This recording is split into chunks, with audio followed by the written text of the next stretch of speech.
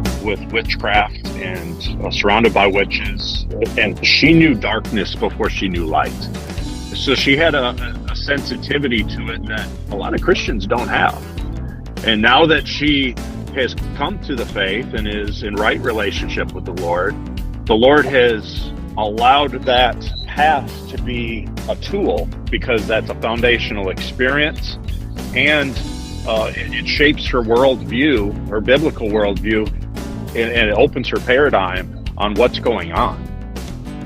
We've talked a good deal about, Genesis 6 and the sons of God, and could an angel actually procreate? Think about this. You have the Messiah coming by supernatural means, okay? Only had a human mother. You have these people, abductees, satanic ritual abuse, talking about being impregnated. Like, forget all about Genesis 6 and the Watchers mating with human women. We've got evidence today.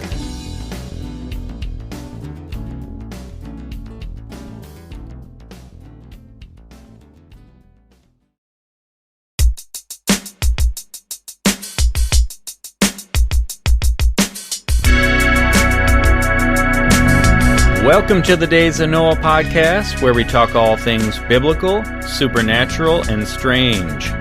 Today, Luke, Don, and myself are going to go over just what it means to have an open mind to conspiratorial, supernatural, and a biblical worldview, and how that plays into our paradigm, what we're willing to entertain, what ideas we're willing to accept or at least consider before we accept them, and just how that paradigm plays into what we're willing to accept as reality in the world around us, and what that portends for the future when it comes to the end of the world, the apocalypse, the book of Revelation, and the mark of the beast. Well, welcome back, guys. Glad we could get together. And a little bit unscripted today, because I wanted to kind of recap and go over some of the things that we've talked about already, kind of just see what you guys think is important of what we talked about, what's upcoming on the agenda. I've got, kind of a list of show ideas for the future, and then just why it's all important.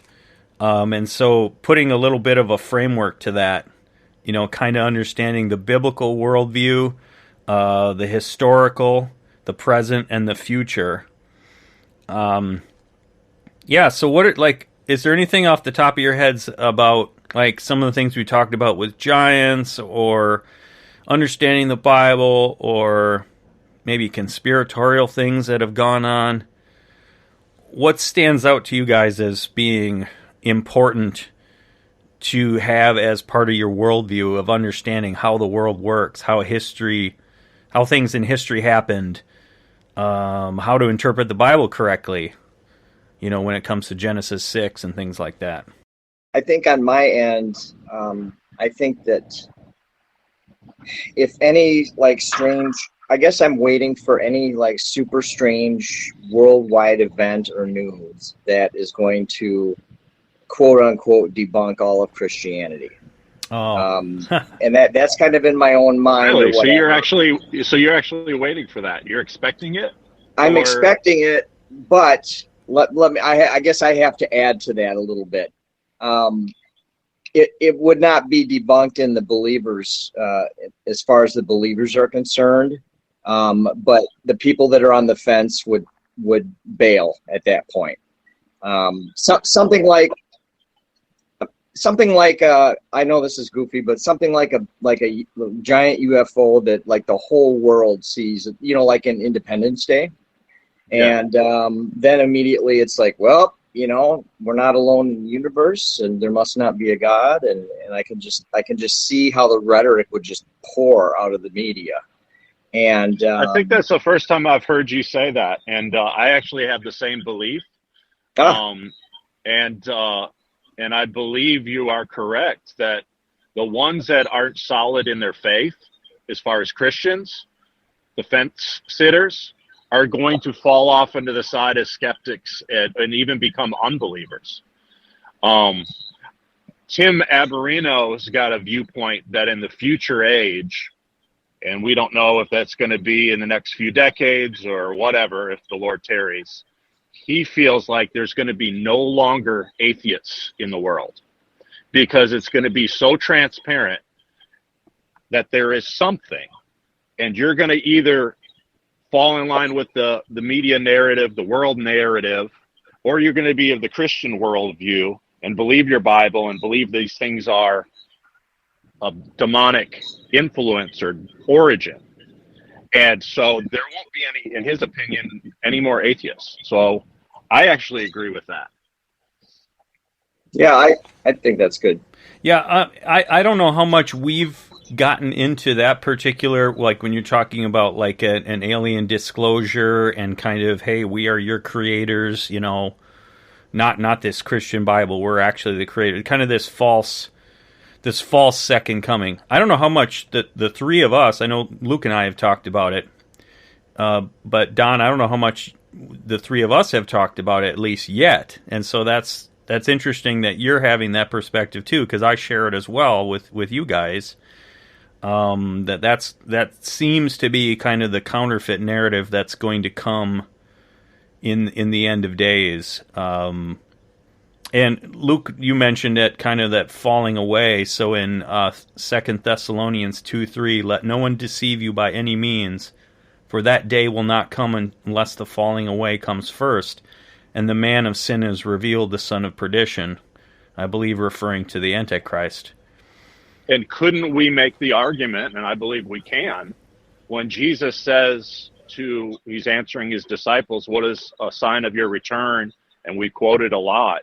And Jesus says, as it was in the days of Noah.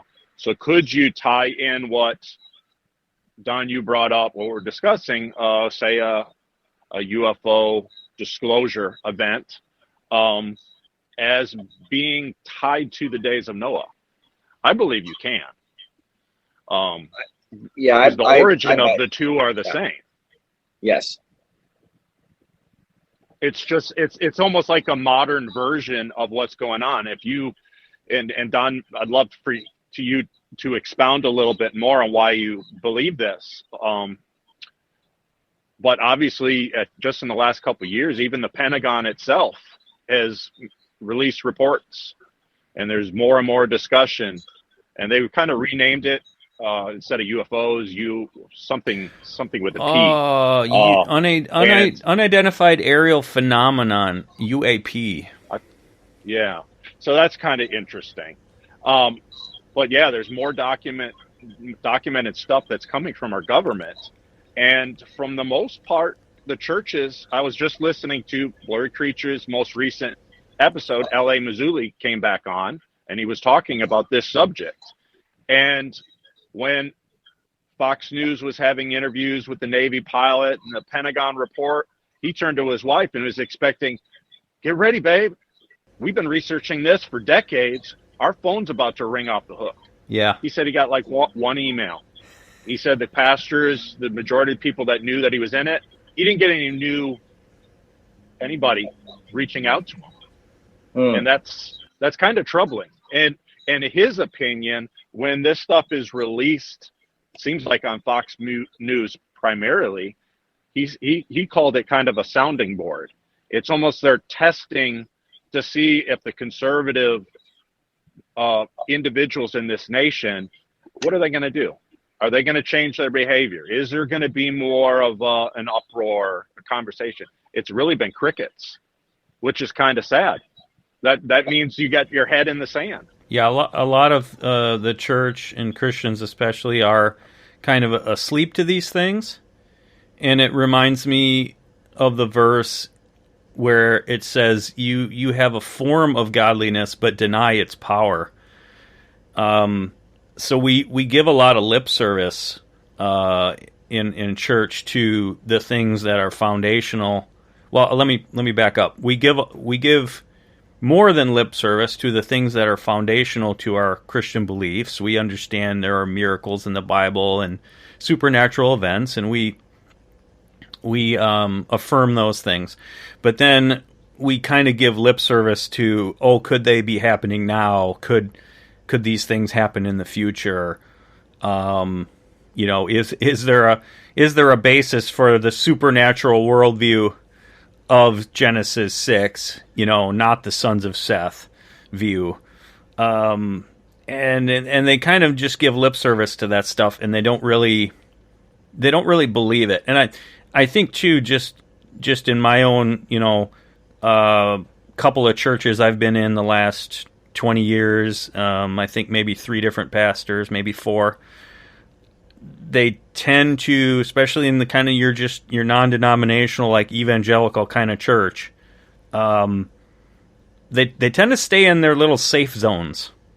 They don't like to venture out too much into the fringe, and they certainly, they might talk to you in private about some of those things, but they're certainly not going to preach on them. That's kind of the areas that they like to stick to. To Luke's point about, being asleep and L.A. Marzulli saying he thought his phone would be ringing off the hook. But and I have to give a shout out to one of my pastors. We're actually, as a family, members of 2 churches. So my long distance pastor, my online pastor, John Kilpatrick, Church of His Presence in Alabama, actually had L.A. Marzulli as a guest speaker to speak on this subject at one of his prophecy conferences. So, and he even talked about it in part on his own in the 2-part message he did, What If? And he didn't want his congregation, he didn't want to stand before God and say, why didn't you touch on this subject? He doesn't claim to have all the facts, but if you at least present the possibility, or what if it's this, or, it prepares an individual, a Christian, so you're not deceived. Right. Because your pastor is willing to go there, and that is very rare. I agree with you. Yeah. I think that's the most important thing as we're talking about the issues that we've addressed in the past shows and kind of what's coming down the pike is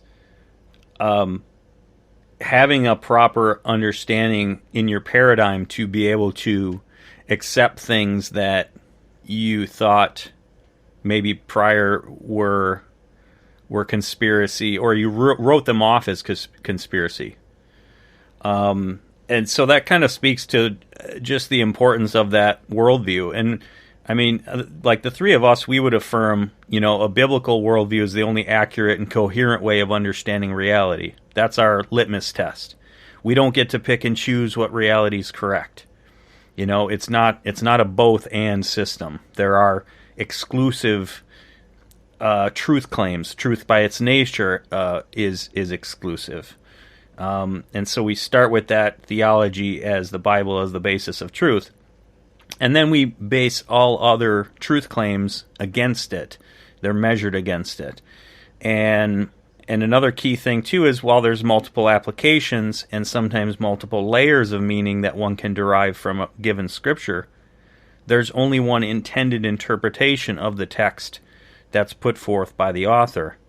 And so as we're kind of digging into some different verses on topics that we're getting into, we're kind of wrestling with those, and it's okay to suspend, I want to say belief, but suspend judgment if we don't know.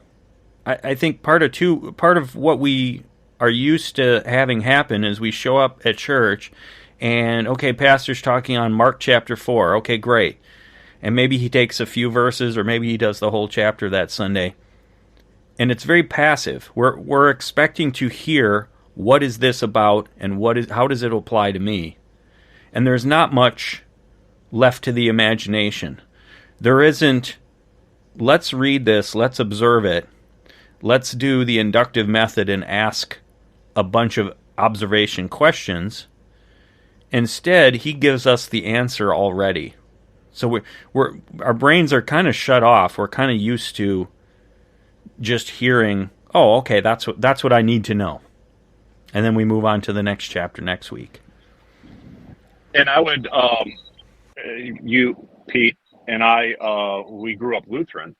So we had the teaching from that foundational viewpoint and documented history of Martin Luther, because that's what he experienced. That's what the congregations of his day experienced. And it's kind of sad, but you're right.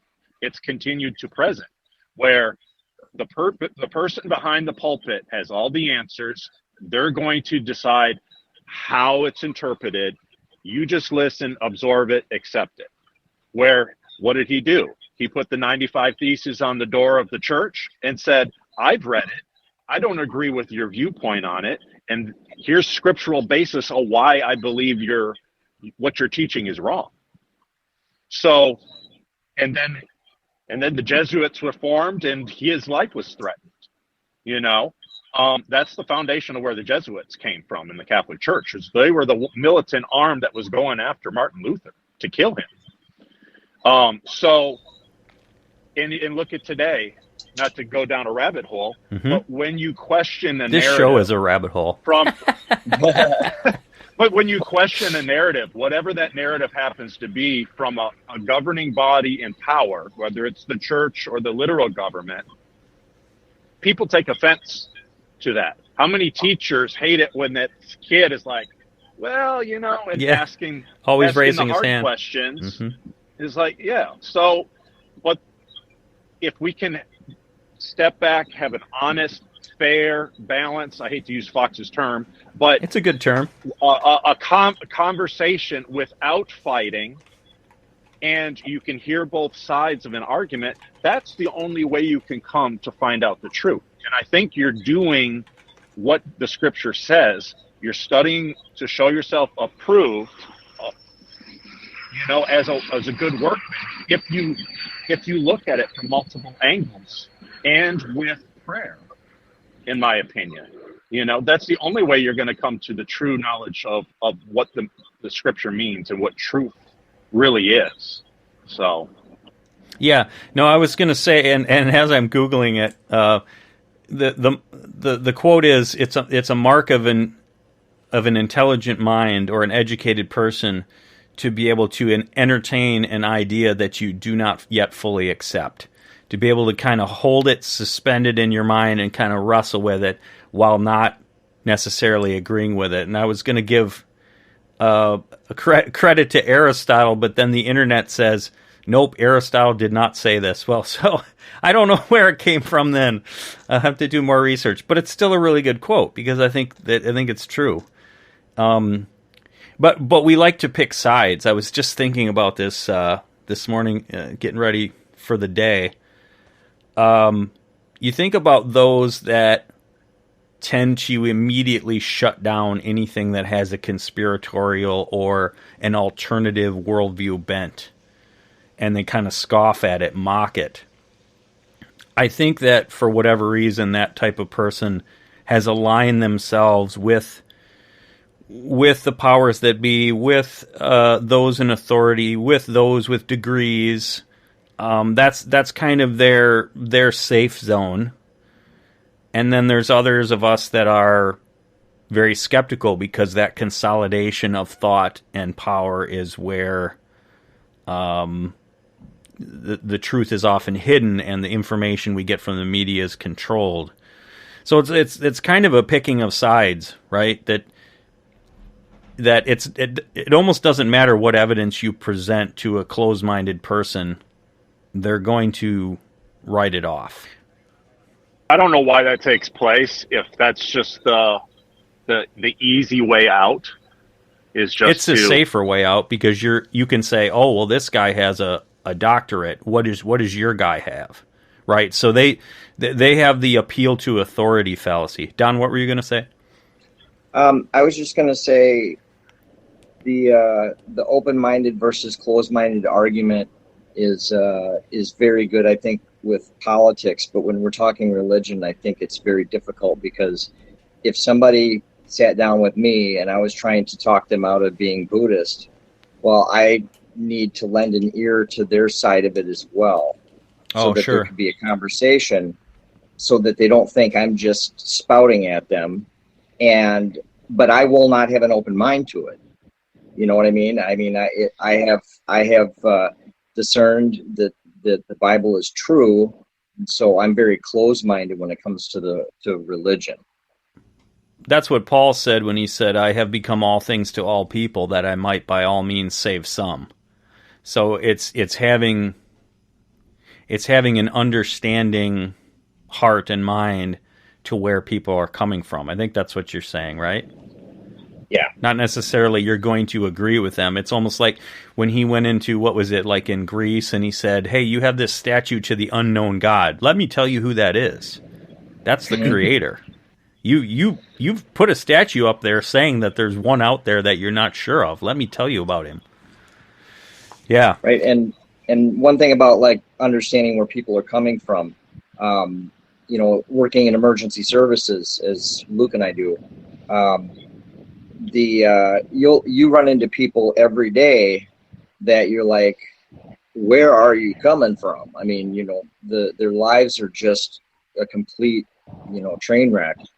But understanding where they come from can help us kind of process what we're dealing with or what we're doing. At least that's kind of the way that I've looked at it. I've never really understood, why the kids around Madison are, stealing cars and doing all this stuff. But when you start looking at their past, when you're doing investigations, it's like that kid was formed by what was going on around him. And now that doesn't take onus, or that doesn't take, owning it away by any means. And it doesn't take away the need for any type of retribution or punishment. But at the same time, it's just very, it's eye-opening to see. I mean, I'm very happy that yeah, go ahead. You can see the cause and effect, I was just going to say.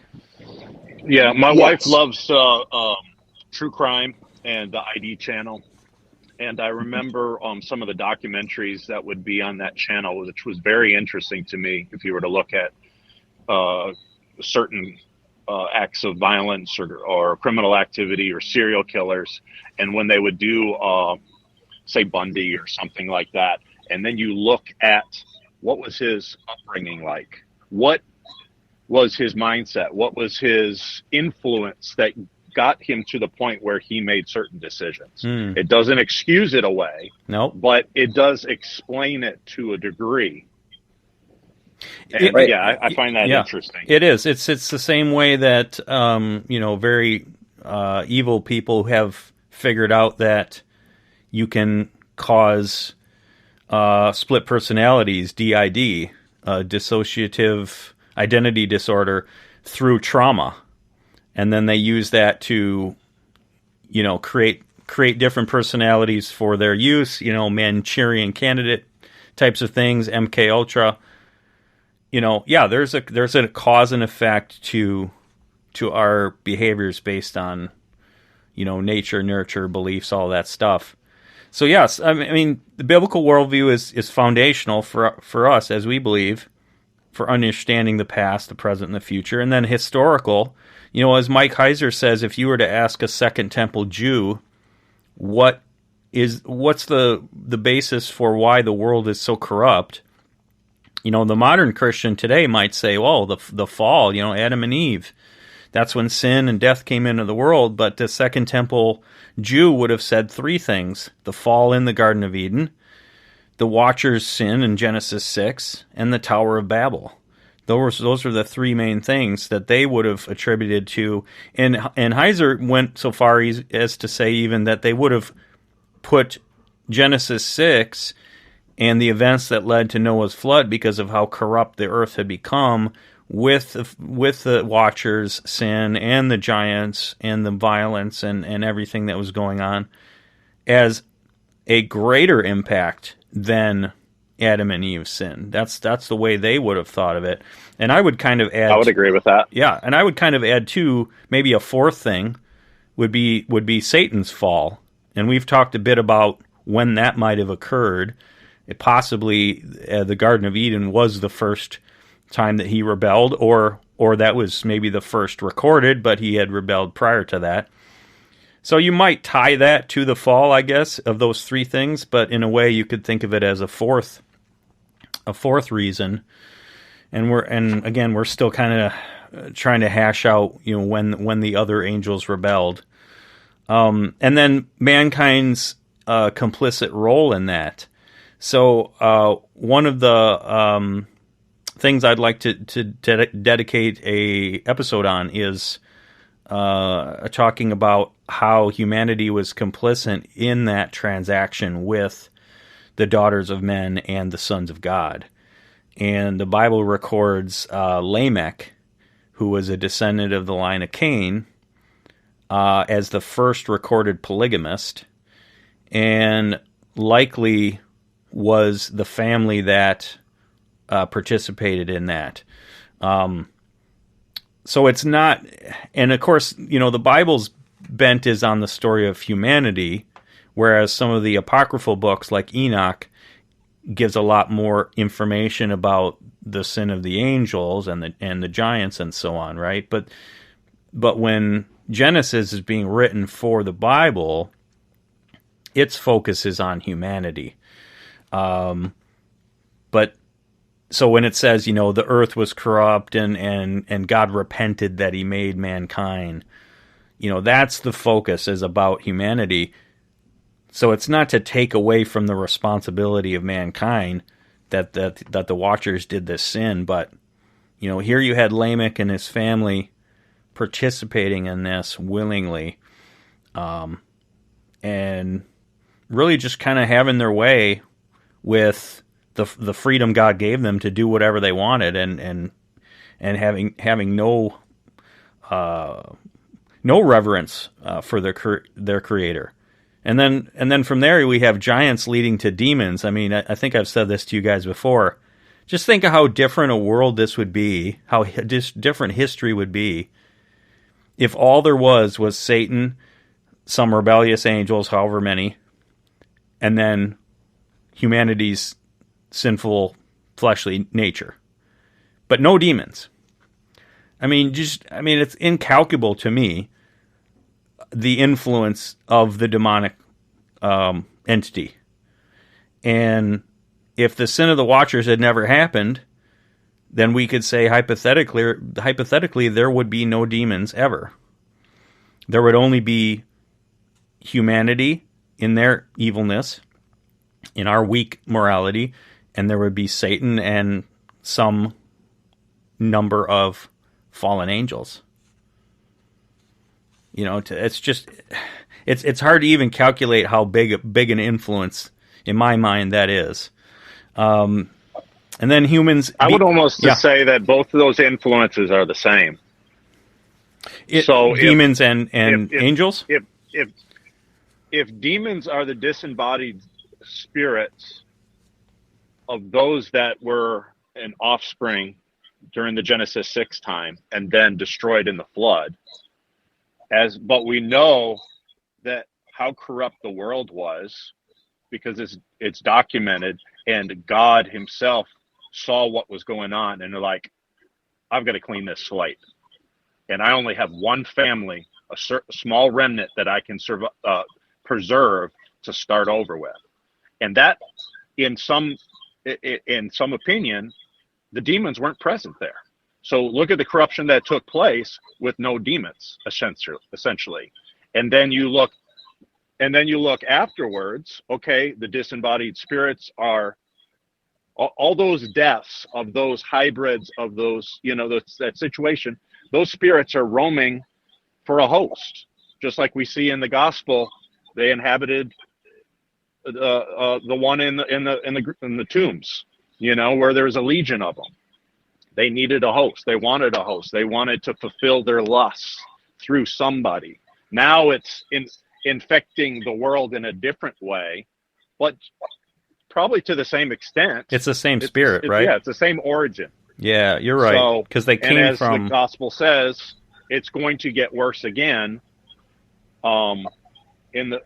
before his return, as it is the days of Noah. Yeah, that's a good point. Yeah, that's a good point. And then also understanding the present, Luke, we've talked about the work of Doug Riggs, and there's others that have counseled satanic ritual abuse victims, Nephilim mothers. Then there's the alien abduction hybrid program. There's reportedly awful things going on in deep underground military bases. I think there was one that Doug was working with, or maybe I forget the name of this lady that was doing some seminars with him, with Doug. But do you recall this, Luke? There was one victim that was saying that under Caesar's Palace or something in Las Vegas. That was recorded. That was an account that Pastor Doug Riggs described to Nate and Luke on Blurry Creature's That's right. episode in October, I think it was, of 2021. So yes, it was. And all Pastor Doug was doing, like he said in that podcast, his goal isn't to gather information for research or to give us insight of what the darkness is doing. His ultimate goal was to help these survivors get free and to become mature as Christians. Now, if a part of them is disassociated and happens to share a story, I think the term is anecdotal. Yeah, anecdotal. If he hears it, if he hears it from one person in one part of the country, and then he hears another, and they're just confirming what is going on, and they don't know anybody. L.A. Mazzulli comes across this when it comes to hybrids and stuff, or UFO abduction abductees, that different people are testifying to the same thing that don't even know each other. Then you can lead some credence to it. But yeah, that's not his motivation. But yeah, that was where it came from. Was he was just sharing what was, not saying it's fact. It was just what was presented to him. Yep, exactly. Yeah, so we have that continuation of that initial entering our realm of the angelic, the demonic, and then kind of that working towards the end time of the satanic forces. Whether, as Tim Alberino says, they may or may not be aligned with one another. They're probably different factions that aren't all necessarily on the same page, but they're all probably united against God, against believers in rebellion. And so you have those things taking place. So understanding, again, the basis of it is Genesis 6, is Tower of Babel, is Babylon, and then all of these things that we see going on with, the Vatican, the CIA, deep underground military bases, these hybrid programs, crazy stuff that I had, no basis of understanding 10 years ago and would have written it off. But like you said, you start to begin to plot on a graph different things. And that's where it's important to have an open enough mind and go, okay, I hear this one person's testimony. And what does the Bible say? On the basis of 2 or 3 witnesses shall the truth be established. And so when we see these things over and over, they begin to have more credence. And then, of course, the most important thing is we can't change the past, but understanding it so we can interpret the signs of the times. At some point there's going to be a falling away of the faith. And if we're taking a progressive Christian view of the Bible, that it's allegory, metaphor, it waters it down. That's where, Luke, you said people's kind of sitting on the fence or kind of wishy-washy in their faith. Yeah, when it hits the fan, they're not going to be sticking around. They're going to take the easy way out.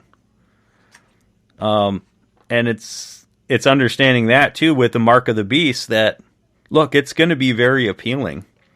It's going to be, you're on the side of humanity against some threat, or if you don't do this, you're not aligned with humanity and our common goal, or something like that, to where it's going to be so compelling. Well, I mean, we obviously have the the historical record of the vaccines with the COVID situation. Regardless of what side of the fence you are on, whether you should or should not take the vaccine, we do know that there was some very strong influence from governments and companies and all that type of stuff, all the way down to, shoot, I got to take this to keep my job. I'm going to get kicked out of the military. I'm going to be, I got to provide for my family. Well, I mean, what does the Bible say? Without the mark, you won't be able to buy, sell, trade. So the vaccine is not the mark, but look at the pressure that was put on the world with this vaccine, and now replace that with the mark. Yeah, it's a precursor. You're not able to travel. You're not able to. Yeah, it is a precursor, and it's conditioning. It's a conditioning thing. Yeah. You're reading my mind. It's a conditioning, because now we have a worldwide collective memory. Billions of people having experienced this or heard about it, affected with it in some way or another, to where it unites us. And not to get too off into the weeds, but Ronald Reagan's quote, he said, "I've often thought, if there was some outside alien force, how it would unite humanity." So I think, again, just to kind of highlight some summary points: biblical worldview, having a supernatural and necessarily, I think, a conspiratorial worldview. If you don't have an openness towards that, then I think you're going to miss quite a bit of what's going on. And of course, some may say, well, there's a good reason why, there's a Christian denomination called Lutheran or Catholicism. Like, then we can make sure errors and heresy don't get in, right? Because we've got this group that we trust, that have gone over this information, and that's true to an extent. But then what happens when error is codified in those groups? Now how are you going to get it out? Right? Now it's protecting what's outside of it, because you've already determined what should be in. Yep. Very true. So some of the topics that just suggesting for future, and we've touched on a number of them just in the last 30 minutes, is I'm just going to throw out some random concepts, nothing in any order particularly. But so again, I'm going through Doug Van Dorn's book on the Giants, Sons of the Gods. And that's been foundational to understand why certain tribes were committed to destruction. And that kind of leads into, Luke, the book you gave me, Laura Sanger, on the Nephilim traits, and how that ties into the Federal Reserve. And Don, do you recall if we mentioned this to you, but the Canaanite altar beneath Rockefeller's house on Jekyll Island? Does that ring a bell? No, I haven't. No, it doesn't. Okay, so that's one thing I'd like to... Is Dr. Laura, did she document that? Yeah, she did. She gave her research. She talked about it briefly. Maybe it's in more detail in her book, but when she was on Blurry Creature, she kind of just mentioned it really, really briefly. So there's this kind of this prayer warrior guy named Tim Benson. Well, I won't give the whole story because I want to dedicate a whole show to it, but he did a few interviews talking about his testimony. One with the late Rob Skiba, and how he was doing spiritual war against these ancient Canaanite altars, where there was human sacrifice, things like that going on, and come to find out that has ties to the creation of the Federal Reserve System in 1913 and that secret meeting at Jekyll Island. Okay, so the land where the meeting took place, which is the island of Jekyll Island off the coast of Georgia, before that meeting in 1913, there was sin that took place by these actions that probably was unrepented of. Right. It hadn't been cleansed. So there's demonic influence, there's demonic spirits that are tied to that are probably roaming the second heavens over that land. Yep. Second heaven and first heaven, probably, in our realm. That's just kind of how I see it. And then because you go down to New Orleans and the sins that are, there's a different atmosphere when you go to certain Vegas. I've never been there, but I'm sure there's a feeling you could get by being in certain areas that are almost demonically charged. And then if you have this motive that, I'm sure these gentlemen that met at Jekyll Island to form the Federal Reserve, they might not have known the ancient history. They might not. But I don't think it's a coincidence that they were led to that place. Right. And for him to build his house right on top of it. Laura Sanger calls it spiritual mapping, and that's one of the things that she does is to through a series of criteria to kind of figure out a geographical area's spiritual mapping in the sense of 4 key areas of sin. And I believe there's sexual, there's like blood, murder, that kind of stuff, and I forget the other 2. But major things that have an impact on the future, if not dealt with. So that I think that would be really cool to go through Tim's testimony on that. And then we've talked some on the power of words. Deuteronomy 32. You have the mistranslation of the sons of Israel, but it's correctly the sons of God. So that's kind of where God is dividing up the nations over with gods over them. And is that the same place? No, that's Psalm. I think it's Psalm 82 where it says, "You are gods, but you shall die like men." And so it's clearly, obviously, talking about angelic beings, because why else would he say, "You shall die like men"? So some of those mistranslations where understanding it in the context of Genesis 6, it all ties in to make sense. Well, even Jesus saying, or in the Gospels, when he was descended into hell, he spoke to the spirits in chains, right? Isn't there verses about that? Yeah, there is. Yeah, so where do we get? It is believed that what is documented in Jude about those that are in those chains are the ones that committed the original Genesis 6 sin, and that Christ, after he fulfilled his mandate as fully God and fully man, came there to put the stamp on it and let them know, I have conquered what and it was a victory lap. What he did. It's a victory lap, and it was also saying, "Hey, you see me here? You think that means that I lost?" And I'm saying I didn't lose, because you wouldn't expect to see me here with you unless I lost. But I'm telling you, nope, I won. So it's amazing how many. That's just an example or two of how many things tie into the Genesis 6 event, or even Paul saying, women should wear head coverings because of the angels. Like there's so many verses that we go, I don't know what that means. But like Luke, like what you just said, Jude and then Peter using language about in chains, and that comes right from Enoch. So all these things being tied together. Okay, some other things.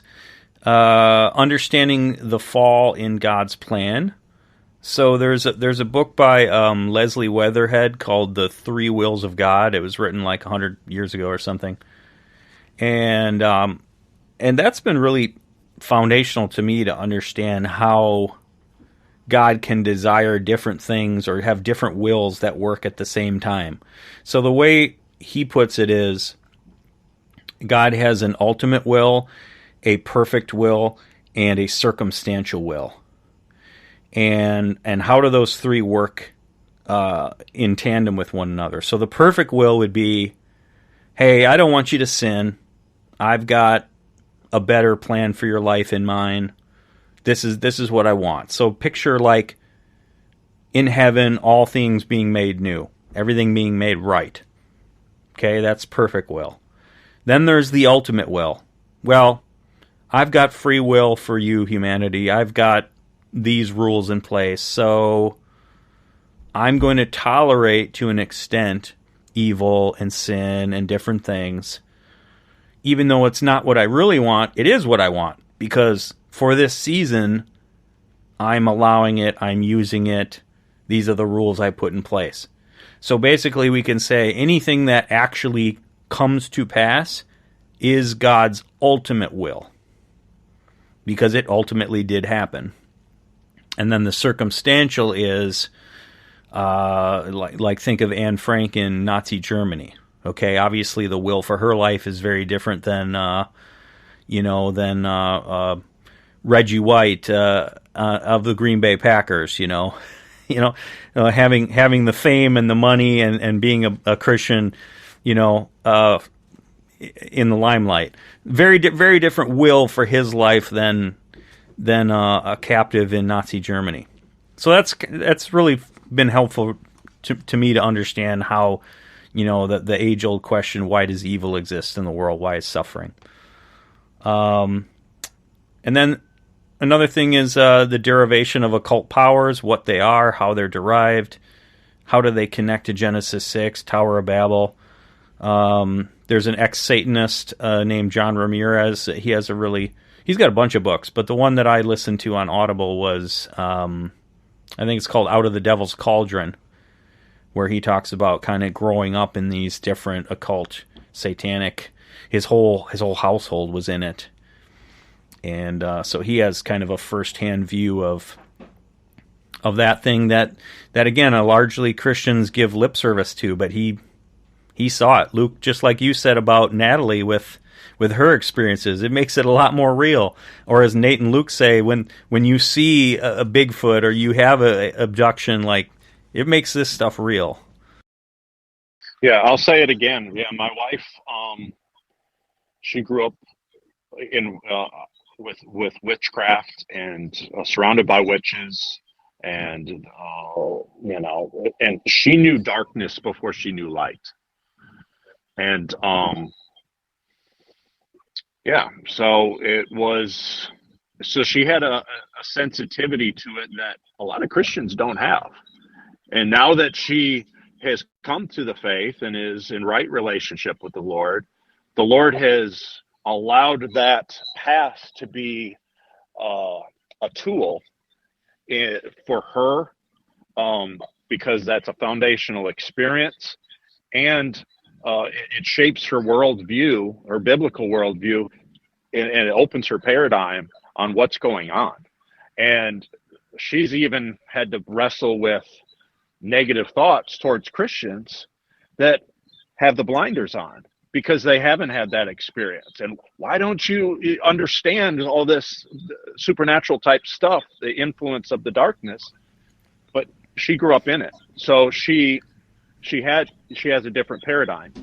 So yeah, she's got to extend grace and patience to her brothers and sisters in Christ in that regard. Yeah. But it's definitely a tool in God's hand, and anyways. Right. But yeah. It's awesome when you have that and John Ramirez and these others, these SRA survivors that have this intel. As Tim Alberino says, if I ever got abducted, I would pray that I would be the one person God would allow to have remembrance of these events, because they talk about, I forget how he put it, the memories being blocked. So they only remember. Tim Alberino says that. Yeah, that's one of his prayers. That he could use that as a tool against the enemy. Yep, of intel. Yeah. All right, just kind of run through a few more things. How do scholars and theologians explain away Goliath, David and Goliath, his size, and make a case for the Sethite non-giant tribes? I found an excellent article online. I found it free, thankfully. It's like an academic article, about 20 pages. And actually, Doug Van Dorn mentions this, and so does Ryan Pitterson in his book, that there's a discrepancy between, like, you take the King James and then some other versions. So some will say like 6 cubits for in a span for his height, and others will say 4. And so there'll be people that, well-intentioned, I'm sure, that are explaining it away and saying he wasn't a giant, he was like 6'10" or something, you know. And so there's a very, very good explanation of why there's that discrepancy in there. So that would be really cool to get into. We talked a little bit about the breeding program, the hybrid breeding program, then and now. The seed work. I'm going to say it. I'm going to say it again. That Tim Abarino, L.A. Mazzulli were discussing the Pentagon's report. Okay. This is our U.S. government, the Pentagon's report on this subject, and the Pentagon is talking about pregnancies. Oh my goodness! Wow.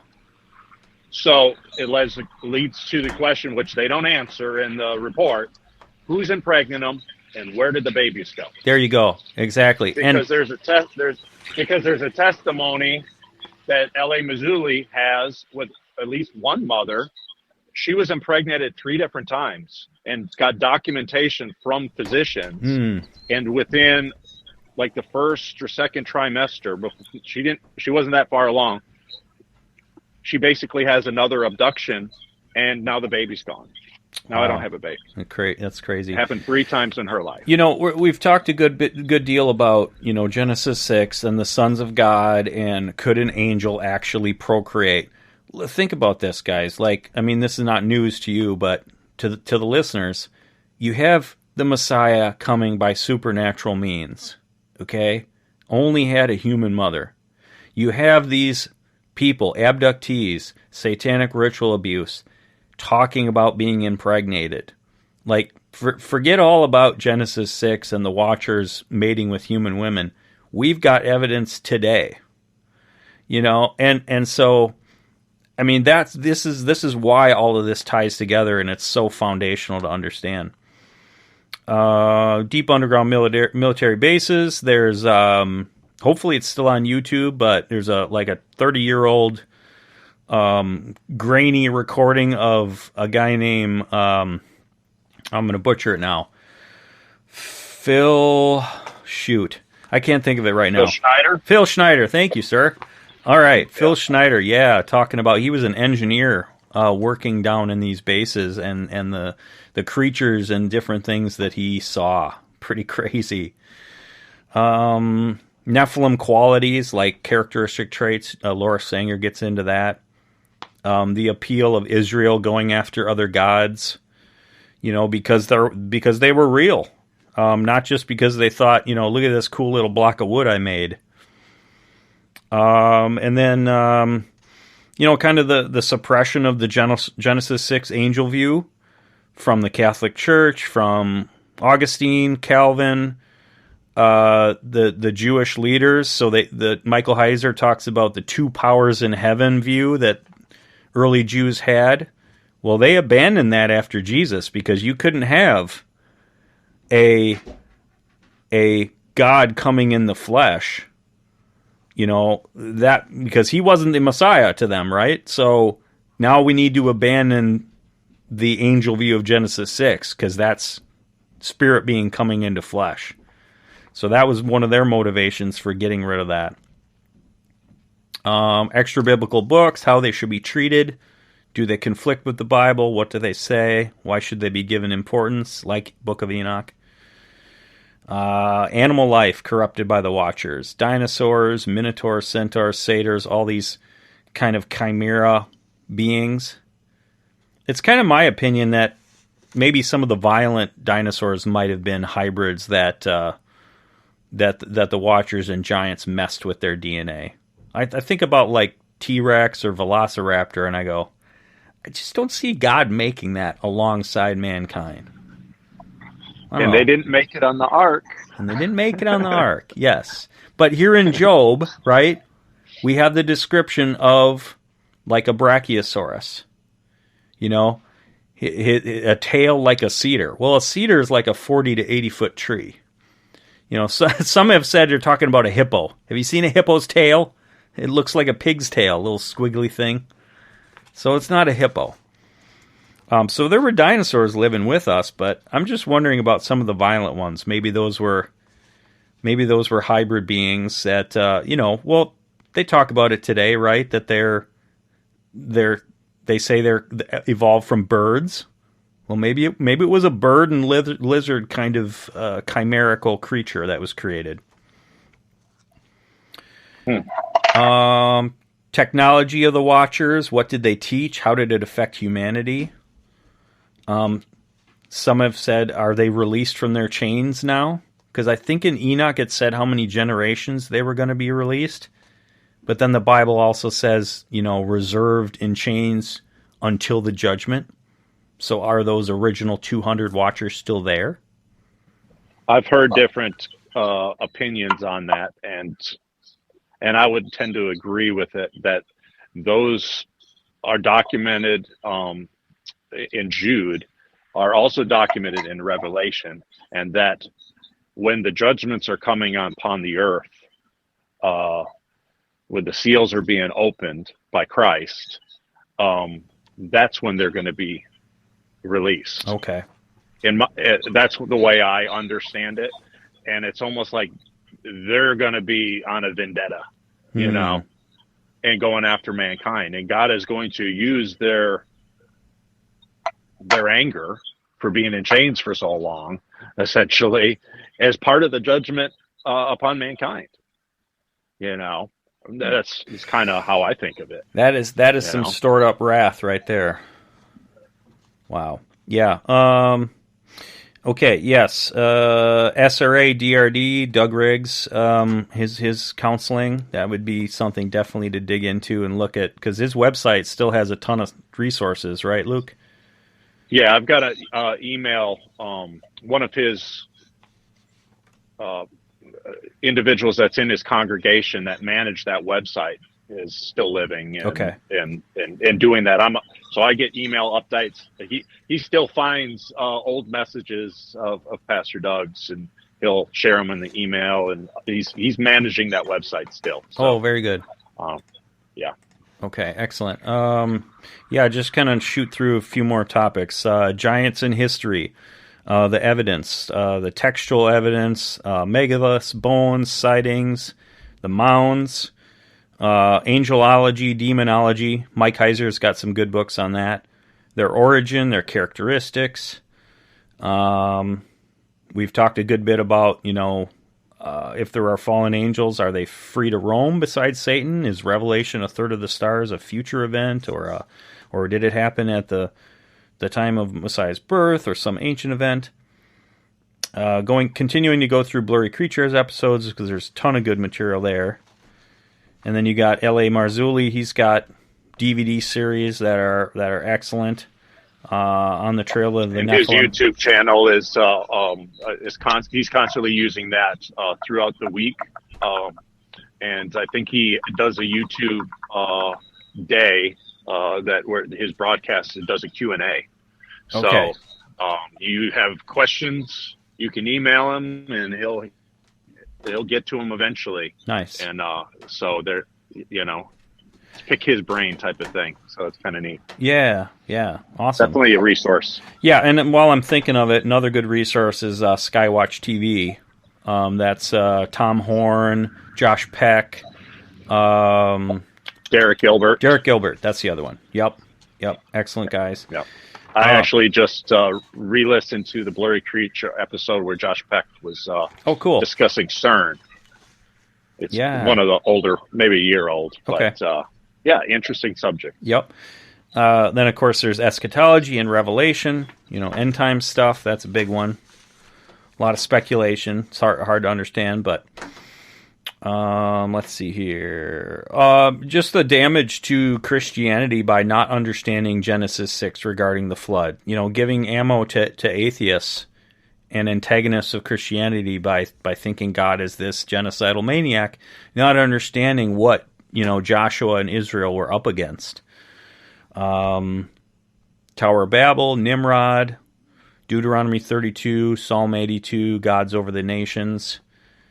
I'm still kind of working my way through Annette Yoshiko Reed's book on the view of Enoch, how it was viewed from about the 2nd century BC up to the Middle Ages.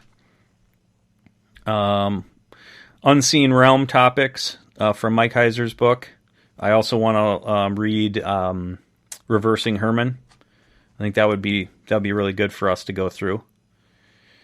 Coming Deception, a Bible talking about, strong delusion, coming deception in the end times. That might be kind of this alien disclosure that we started the show with, right? This idea that there's going to be a false Messiah coming. And remember, because the Revelation says signs and wonders, so it's not going to be like, hey, look at me. It's going to be some pretty amazing things are probably going to happen. Yeah. I mean, you could look at Ancient Aliens on the History Channel, and it's been extremely popular, and they're trying to use that as an explanation to explain all these megaliths in the past and, that type of stuff, similar to what Graham Hancock kind of talks about. When you talk about Graham Hancock, I just became acquainted with him this morning. Okay. And the Netflix series that he is a part of, and I haven't seen it yet, but I'm going to look for it. What's the name of the series? I'd have to double check. Is it Ancient Apocalypse or? I believe it is. Yes. Yes, that's what it is. Okay. And then that is an excellent series. He's not looking at this from a biblical worldview. He's not a Christian. He's looking at it from a secular worldview. It's an excellent series. I'm thankful that Netflix put some money in and allowed him to do it. And then if you want to continue down, he's got books that you could deep dive into. Better yet than the books, in my opinion, because you can multitask with it. Spotify, Joe Rogan. You could do a Google search or a search on Spotify, Graham Hancock, and Carlson. Forget his first name. Randall Carlson. Yeah. Excellent interviews, long format interviews that Joe Rogan does with those two that gives even more information on those subjects. And there's some good short clips and too all on those YouTube tie of those. into what we've been discussing, but they're looking at it from a secular viewpoint. Right. And it very possibly the evidence that they're presenting could be what the Bible describes as the biblical flood. Yeah, the place I get stuck on is when they're talking about this 12,000, 13,000 year thing, and somehow we have to account for that if we're talking about when the flood happened in terms of the human timeline. And if we're going just biblically and there isn't like some multiple millennium gap somewhere, that's where I kind of get hung up and I go, yeah, but the flood would have happened like 5,000 years ago, not 12,000 years ago. So I'm not sure on that. Yeah. But it did happen. The evidence is there. Yeah, well, there's too many there's too many more things here I have written down to list. Too many good resources and topics, but I think we've done a good job just kind of laying out the groundwork of kind of what we want our discussions to be about, and just feeling free to disagree and bring up stuff and ask questions. And I think hopefully we're all feeling like more motivation to just do our own research and talk about it beyond just kind of these things being fascinating and interesting, because they're important. And if we can help, even a couple people to understand their Bible better and the world that they're in and what's to come better, then it's having a positive effect. So it's, I've thought of it, said it several times that like it's, Luke, you and I kind of have been on this track as far as the Nephilim and different things for a while now. Once you introduced me to that with Randy DeMaine a decade or so ago. So it's like, okay, cool. Wow, that's interesting, you know? Okay, now I know what I believe about that. And that's fine and dandy, but to actually do something with it, talk about it, expand on it, invite other people to talk about it. Like, I think that's the importance. So. No, that sounds good. I think that's an exhaustive list, and if we continue to, you know, as me and you have discussed, and why we started recording this and having these discussions, we want to basically almost do like a book club, you know, whether it's reading a book, discussing it, looking at it from different points of view, a podcast, Netflix documentary, whatever it happens to be, and, you know, ask questions, you know, and so it's good. Yeah. Appreciate it. Absolutely. All right, guys. Until next time, have a good week. See you later. See you, Don.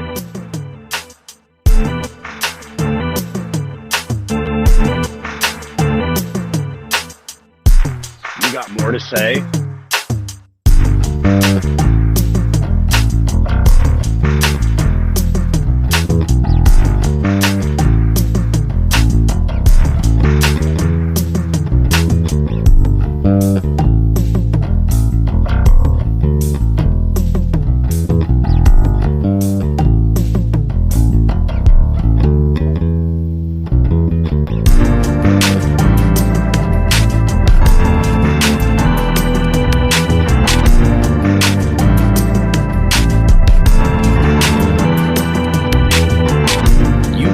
To the Days of Noah podcast. Thanks for tuning in.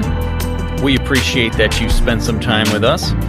Hopefully you've enjoyed this episode, and if so, please give us a positive review, give a like, share it with your family and friends. And as always, God bless, and see you next week.